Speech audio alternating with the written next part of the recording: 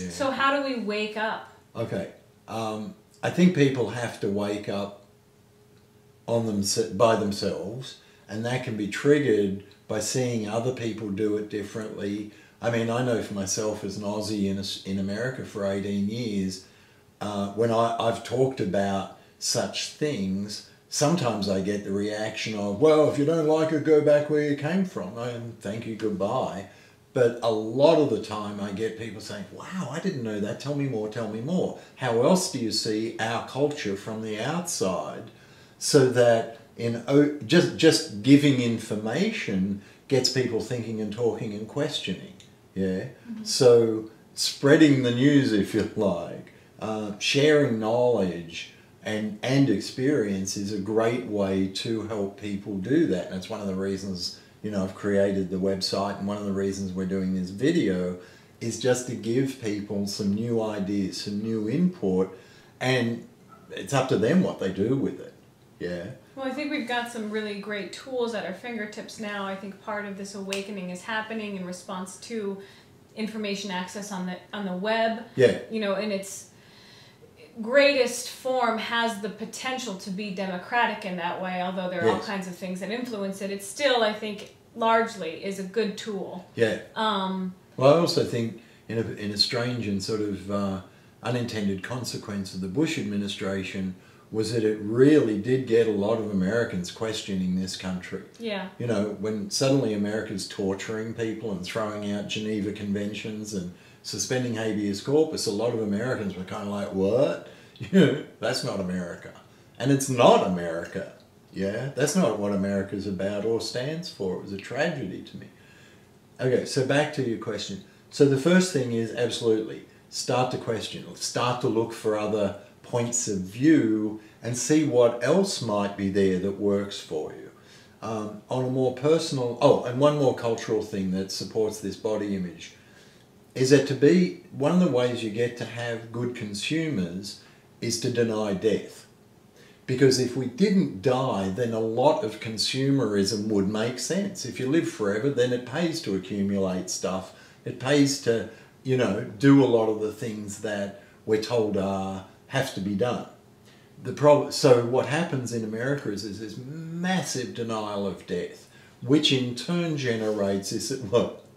I wonder if that has to do with our systematic institutionalization of the elderly. Yes.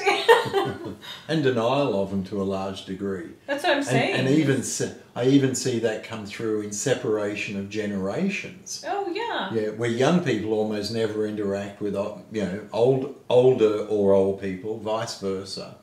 So that the part of the denial of death includes that there's this obsession with youthfulness. Yeah. Yeah. So if I can stay looking young and feeling young and, you know, wearing young clothes. What does it mean to be young but thin and unwrinkled and whatever it is? Yes. You know, yes. Hyper energetic and exactly plastified, if that's what it takes. Plastified, that's good. Exactly. And there's not that many old people in this culture who are venerated or held up as special. I mean, one who comes to mind is Cher, for example. You know, she's about 170 and she's rocking. But she gets to be there because she doesn't look 170. That's right. That's what she still looks, whatever, 30 or something. And why does she still look 30? Well, I mean, we can look at a movie where she was airbrushed and beautified and everything like that. But she's had more plastic surgery than, you know, I have fingers. But I don't know, that's not a very good comparison. But, you know, if you looked at me and looked at Cher and she...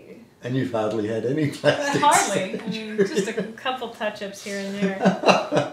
No, we have to, in the interest of full disclosure, we need to acknowledge you've had none. But I've had none? Yeah. Well, that's not entirely true. Oh, really? Have you had plastic surgery? Well, I got a bikini wax once. That's not plastic surgery. It's waxic surgery. Yeah, but that's waxic surgery.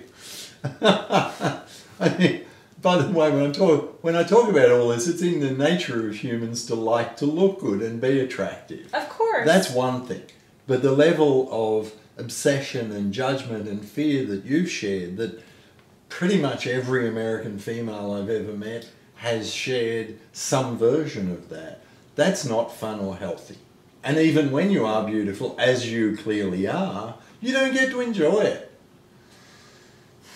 Yeah? Yeah, I mean, it's a kind of strange torture. I mean, one of the things I've shared with you on a regular basis, which reinforces what you're saying, is that, God, I sit back sometimes and I think, at 27, it's too late for me. For what? To what? To be successful. Every time I ever envisioned myself, whatever it was, as a professor in front of a classroom, or traveling the world, or writing my first book, or whatever it is, it's always as a very young, gorgeous woman. Right. And that I haven't done it now is, you know, there's that fucking dark angel on my shoulder, like, well, might as well pack it in. Call it a life and say, sign up for I the failed. cemetery. Yeah, exactly. Pick out a plot. Because really that's part of my experience. Yeah. Is having to deal with that. And what I want is to, you know, say, shut the fuck up. Yeah. I'm amazing. Yeah. Because what it does is it continues to paralyze us as well. Absolutely. I mean, gosh, the amount of energy that I've spent either physically throwing up or buying diet pills or just, you know, obsessing about my physical appearance. Yeah. And I want if that could chat. And I want to mention for the camera that you're also one of the healthiest people I've ever met in this country, emotionally and spiritually. Right, and right. you've still got that stuff. Right. I mean, I do. I feel like I have friends coming to me all the time with advice about body image and things like that, and it's just a constant struggle. I mean, what I was about to say is, if I could redirect that energy to something like writing a book, to something like digging in the sand, who cares? I would have a hold of China. Exactly, exactly. So, and this really gets to the crux of the issue. What are the payoffs? See, I maintain, just to give you a little background, I maintain that we're not stupid. Even though we can appear that way, and I certainly do on a regular basis, but we're not stupid creatures. We're incredibly smart. So that anything we create in our life has a payoff, or we wouldn't be doing it. And it might be an emotional or psychic or spiritual or physical or whatever payoff, but there's some payoff. One of the terms or words you keep using regarding this is torture. You torture yourself. What's one of the results of that? Great intensity. Yes. Great intensity. Mm-hmm. Yes? You like intensity. You need intensity. So a really powerful thing is to start finding ways that are healthy, that you enjoy, to get that level of intensity. Some people run marathons, which every marathoner I've ever met says it's torture, but they love the pain. So they're what I call healthy masochists. Some people get into S&M and get whipped, and if they love it, they're healthy masochists. Yeah, I mean, what's often referred to as masochism, I often see as a need for aliveness, as a need for that deeper level of connection and intensity, because that brings us into our passion, it brings us into our aliveness. The key is to get the intensity in ways that are healthy and that you enjoy. Okay, well, and this is just a way that, whether it's healthy or not, I'm not sure. I don't think so, because it's self-erosive, but it's you're not enjoying it. No, I'm not enjoying it. And just to bring it back up a level is, you know, I see that regardless of their desire for intensity, lots of people, especially or in particular, lots of young women, old women, whatever, women in general, have this struggle with body image. Yes. And so while I might be an intensity junkie, and so I go about it in an especially intense way, you know, like the self-hate and the, you know, the bulimia that was, and all of these things. What about, I mean, in general, for someone maybe who's not an intensity junkie but still has these thoughts? I think because I think the level of intensity that's being sought may vary from person to person. But come back to the whole body image issue is about superficiality as a human being. Yeah. It's about superficial judgment. So I would suggest that whether you're judging yourself or torturing yourself or just giving yourself a hard time, it's some attempt to get under the surface into more internal substance. Mm-hmm. It forces you to question yourself more deeply. Mm-hmm. Yeah. So to take the question or to take the struggle of trying to be more beautiful superficially, what would happen if you took that deeper and focused the struggle on being a better person, developing better qualities, increasing your levels of focus and commitment and generosity and playfulness? I mean, it sounds amazing. It's also a complicated process because it requires redefining what better person is. Like Correct. You said before, better person in this culture, in this idea, Correct. Is one who is thinner or without wrinkles or, you know, more beautiful or has more money or these things that are more superficial. Yeah.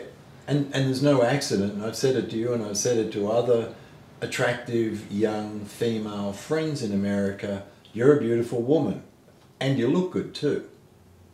Yeah. Where do you want your beauty to be established? On the surface or deep, deep down inside you? Flowing out. Mm-hmm. And yeah, it's more complicated. You know, instead of sitting on the surface beating yourself up in what's really a losing game. Because the chances are that you're going to get older and the chances are... Well, the alternative is worse. But the chances are you're going to get older and the chances are that struggle is going to become a losing battle. Yeah. Because you're going to start getting wrinkles and your boobs are going to sag and you'll put on a bit of weight and your butt will drop a bit, and if your value is in your beauty, you're screwed. Or not, as the case may be. Sorry, I had to. It's okay. But you get it? I totally get it. I mean, I guess my crying out right now is more the idealist student who wants so badly for this to rain down on everybody. Okay. I see it. And I'm ready to start my personal growth or continue my process. But gosh, I see that the levels of reinforcement of the alternative are so thick and complicated, it just seems hopeless. For you or to have everyone? Other people. Okay, so again, you're a highly idealistic, you're a healer, you're a visionary, you have utopian visions for humanity, you're a world server. There's some of the qualities that you have that, by the way, I consider very beautiful, right? And part of the reality of that is that you can't change the whole world until you change yours. It always starts with you, right? And from that place, when you're doing it, you know, balls to the wall and going for it passionately, then as you see the value and benefit of that, then you start sharing it. You start letting other people know. We make more videos. You write books. Yeah. You just talk to your friends and say, hey, you know, I've been doing some stuff and it's really valuable. Do you want to hear about it? And they will or they won't. Look, everyone's in different stages of development and personal growth and personal awareness, you know, in life. And not everyone wants to hear it. Not everyone can hear it. Yeah, I don't care whether 10 people watch this video or 10 million people watch this video. I care that as many people who will get value from it get an opportunity to watch it. Yeah? That's a tall order. In what way? I mean, that's the very thing that I'm concerned with is I would love that too. I would love for everybody to have an opportunity to begin working on themselves. Everyone already has. Because everyone sees something in other people that they like. That's the opportunity. Whether they open the door to it or close the door on it is a statement of what they're ready for and who they are. Some people see something in others and that they'd like to have and they envy it or they resent it or they say, oh, that person was lucky, I missed out, and go into victim place. Some people go, damn, I want to have that. So they find out how. They go and learn how. Yeah.